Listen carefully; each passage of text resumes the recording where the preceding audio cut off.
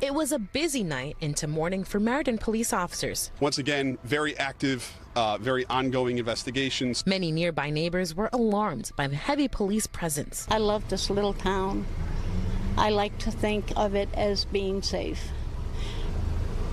Unfortunately, I guess no place is safe anymore. I didn't even know there was gun violence in this area. It's getting terrible. Like, guns are all over the place. What happened back in the day when somebody didn't get along? You use your fist. You don't, and now it's weapons, knives, like everything. English adds, oftentimes there's loitering in the area. I get woken up from people yelling in the back, people fighting, cars speeding through the parking lot. Again, there's been notices put out to members of the public in that general vicinity to kind of just lay low and stay clear of that area. Meriden Mayor Kevin Scarpati says the shooting was targeted and there is no danger to the public.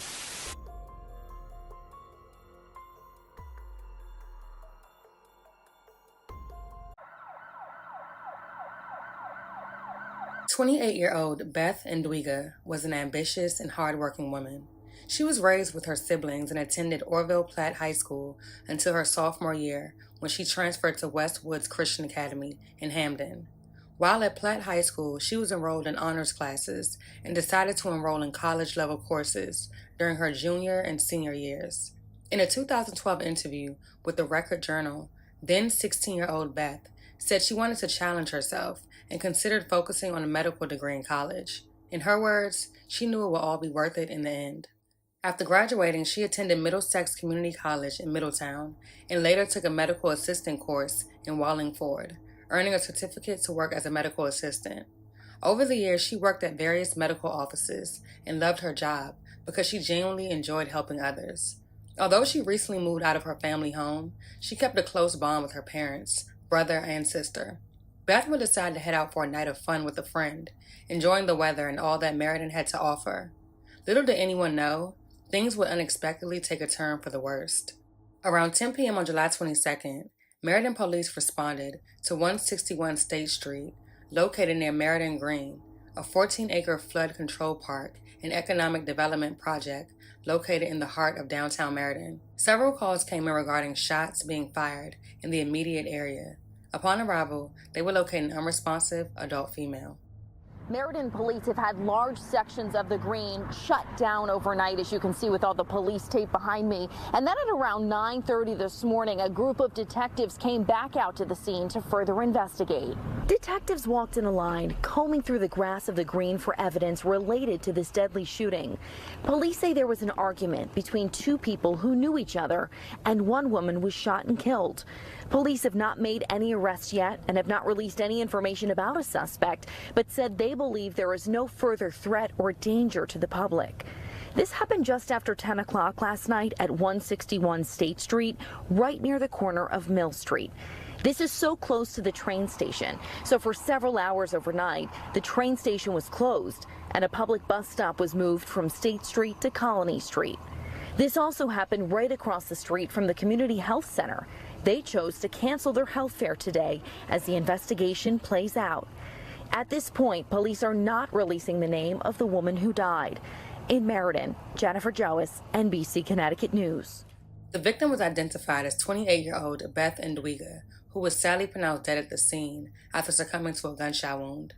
Based on eyewitness accounts, Beth and another woman got into a verbal altercation before a male who was with the woman pulled out a gun and began firing, killing Beth instantly. The man who was with Beth during the altercation attempted to intervene, however it was too late. Beth was gone.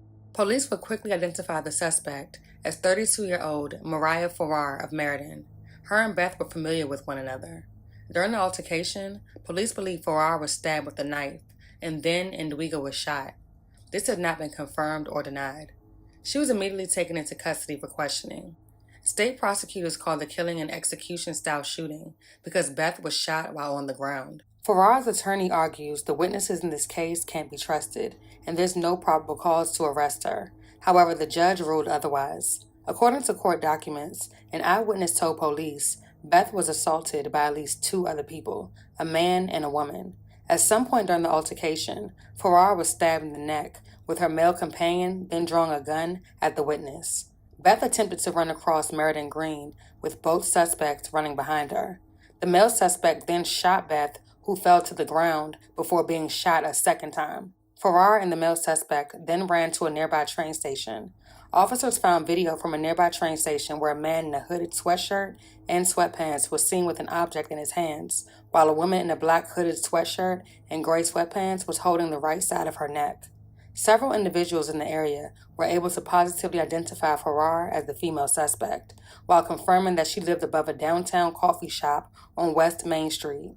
This is where she was subsequently arrested and transported to a local hospital to treat her stab wound. During the search of her apartment, officers located a silver folded pocket knife with a blood-like substance. Investigators are following leads and are looking to speak with an additional person of interest, the male they believe pulled the trigger. Beth's death is the city's first homicide in 2024 and has heightened residents' concerns about violence and crime in the city's downtown area. Her family has asked that gifts in her memory be made to Compass Youth Collaborative of Hartford, Connecticut, which aims at mentoring youth to prevent violence.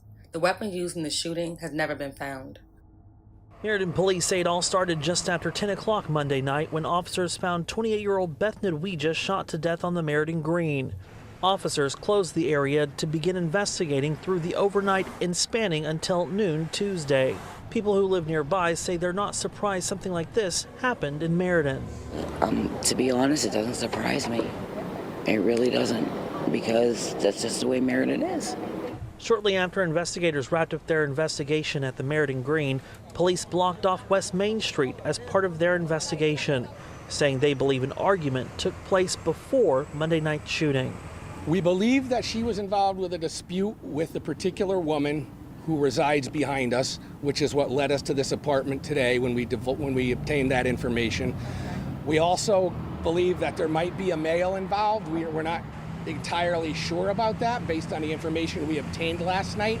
We're hoping to get additional information as the investigation progresses. Police say they did talk to a woman who was inside the coffee shop below the apartments at the time, but did not say if it was the same woman whose apartment they were searching. We did take somebody in and talked and spoke with them today. However, as I indicated, there are things that I'm not going to be able to divulge at this time because it could jeopardize our investigation. Police say the gun used in the shooting has not been located, but due to the possibility of another suspect being involved, officers took all precautions, including the use of tear gas. Our SWAT team, who was on standby, was utilized for the entry into this apartment. They did make entry into the apartment, at which time they discovered that it was unoccupied. Detectives are combing through nearby surveillance cameras near the city green for any possible leads as police ask for the public's help. Yeah, we were not hearing anything from Meriden police in terms of an arrest made in this case. So after we spoke with a local business owner who says she saw a woman being arrested, we went into Meriden Superior Court where we found 32-year-old Mariah Farrar in a hospital gown being arraigned on assault charges in connection to the case. As 32-year-old Mariah Farrar entered into Meriden Superior Court wearing a hospital gown, her attorney argues the witnesses in this case can't be trusted and there's no probable cause to arrest his client. After prosecutors described her alleged involvement in an execution-style murder, the judge ruled there's enough evidence for her to be behind bars. After the appearance, Fox 61 obtained this incident report describing a fight Monday night near the Meriden Green, where police later confirmed 28-year-old Beth Ndwiga was shot and killed. The court documents say a witness told police the victim was assaulted by at least two other people, a man and a woman.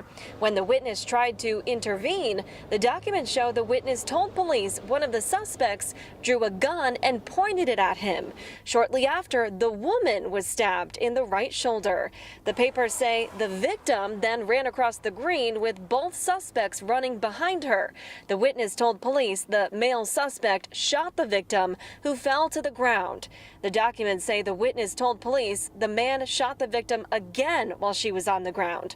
Both suspects then ran toward the train station. According to court documents, officers found video from the nearby train station where a man in a hooded sweatshirt and sweatpants was seen with an object in his hands, while a woman is seen in, quote, a black hooded sweatshirt and gray sweatpants holding the right side of her neck running from the area in which Beth was located toward the train station. Officers took pictures of the suspects from the video, where people identified the woman as living above the downtown coffee shop on West Main Street. When officers got there, they found 32-year-old Mariah Farrar wearing a dark blue hooded sweatshirt and gray sweatpants. Police also saw she had a wound on the side of her neck.